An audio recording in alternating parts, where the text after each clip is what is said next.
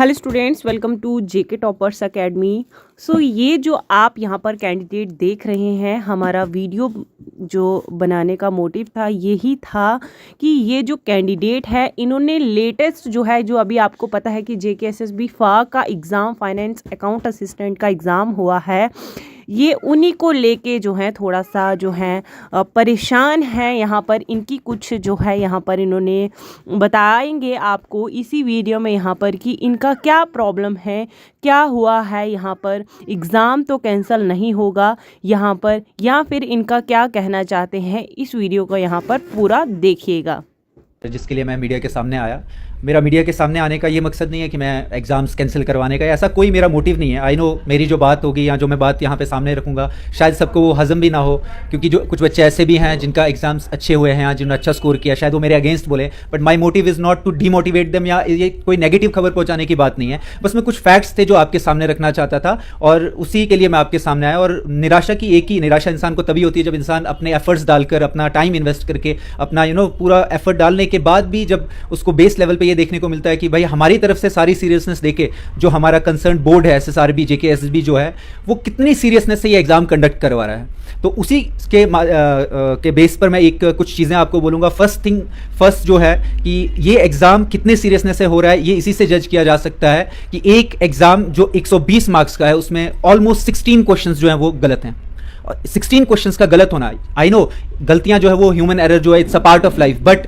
State level का exam हो रहा है और वहां पर आप ग्रामेटिकल मिस्टेक्स करते हैं, वहां पर आप मैथमेटिक्स में जो ऑप्शंस ही नहीं डालते हैं, उन 4 ऑप्शंस में ऑप्शंस नहीं होते हैं। उसके अलावा ऐसी गलतियां होती हैं कि जो डाइजेस्ट करने लायक नहीं है। School level, I am a teacher by profession, एक प्राइवेट इंस्टीट्यूट में पढ़ाता हूं मैं, वहां पर भी हम लोग एक क्वेश्चन पेपर जब प्रिपेयर करते हैं हम उसको 5 बार ऑडिट करते हैं, उसको चेक करते हैं इसकी स्पेलिंग्स क्या है इसका। अब अगर ये एग्जाम क्लास टेस्ट हो रहा होता तो मैं फिर भी इस चीज को डाइजेस्ट कर सकता। एक नेशनल लेवल का एग्जाम हो रहा है, आप 1 लाख से ऊपर कैंडिडेट के फ्यूचर के बारे में ये एग्जाम ले रहे हैं और आपकी सीरियसनेस से देखकर मैं हैरान हूं कि आपके 120 में से ऑलमोस्ट 15 to 16 क्वेश्चंस जो गलत हैं। बिसाइड्स दैट जो सिलेबस आप प्रेस्क्राइब करते हैं, जो सेक्शन वाइज आप डिवीजन करके देते हैं, सबसे पहले तो सिलेबस डिवीजन जो है वो गलत होता है। आप जैसे फॉर एग्जांपल मैं आपको दूंगा वर्ल्ड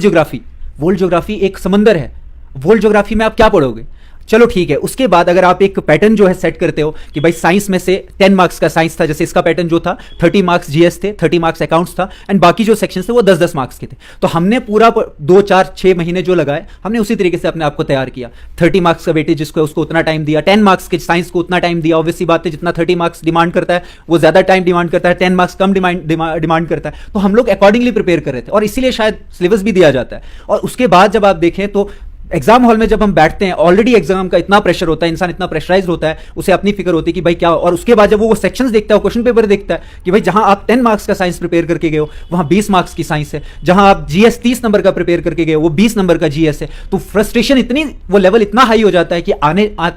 जो आते हैं आपको क्वेश्चन, आप हड़बड़ाहट में वो भी गलत कर जाते हो। तो मैं तो ये बताना चाहता हूं कि जो भी कंसर्न अथॉरिटीज है, देखिए मैं नहीं चाहता कि एग्जाम कैंसिल हो, मैं दिल से कहता हूं कि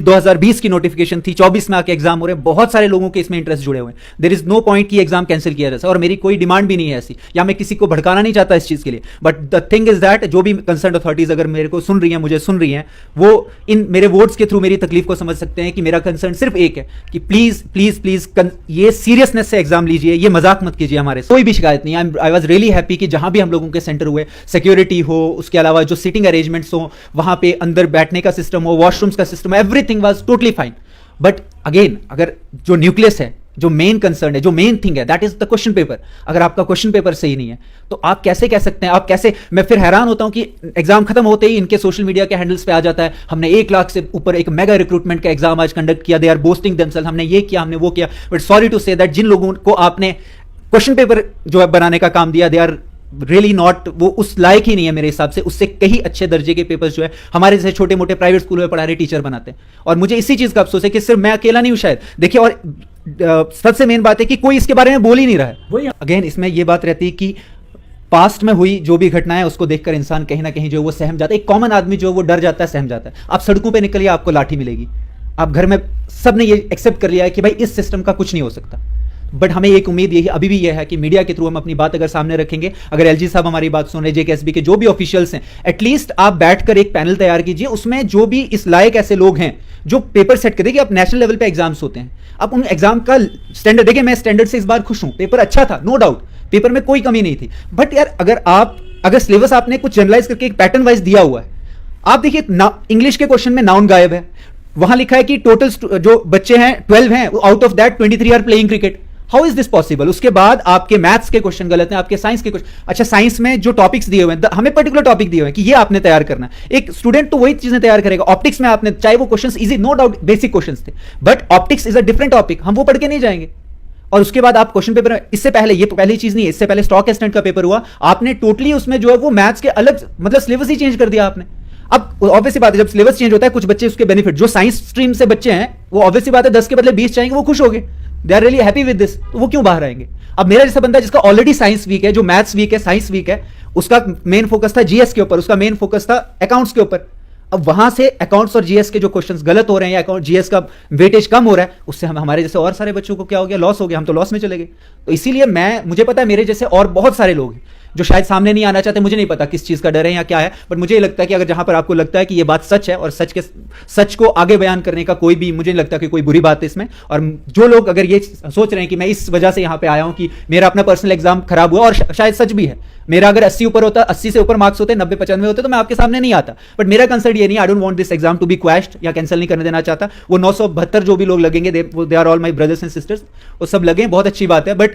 मेरी एक ही गुजारिश है इस चीज से कि जो भी पेपर कंडक्टिंग अथॉरिटीज है, उन्हें थोड़ा सीरियस होना पड़ेगा इस चीज के साथ, क्योंकि दिस इज रियली, मैं आपको सच कहूंगा कि एक बंदा जब अपने 6 महीने डिवोट करता है और उसके बाद उसे एग्जाम हॉल में इस तरीके का पेपर देखने को मिलता है, तो उसके सारे ड्रीम्स वो टूट जाते हैं, उसका दिल टूट जाता है और इस चीज से उभरने में उसे वक्त लगता है। तो इसी दुख को जाहिर करने के लिए, इसी चीज को आपके थ्रू मैं लोगों तक पहुंचाना चाहता हूं, जो भी ऑफिशियल्स हैं, नेक्स्ट टाइम जब भी आप एग्जाम करते हैं, सिक्योरिटी चाहे हो ना हो, मैं इस चीज के बारे में नहीं, वो तो होनी चाहिए, चाहे फैसिलिटीज कमी हो, बट पेपर आपका अगर सही नहीं है तो आई एम सॉरी टू से दिस, ये एग्जाम जो है वो बेसलेस है। यानी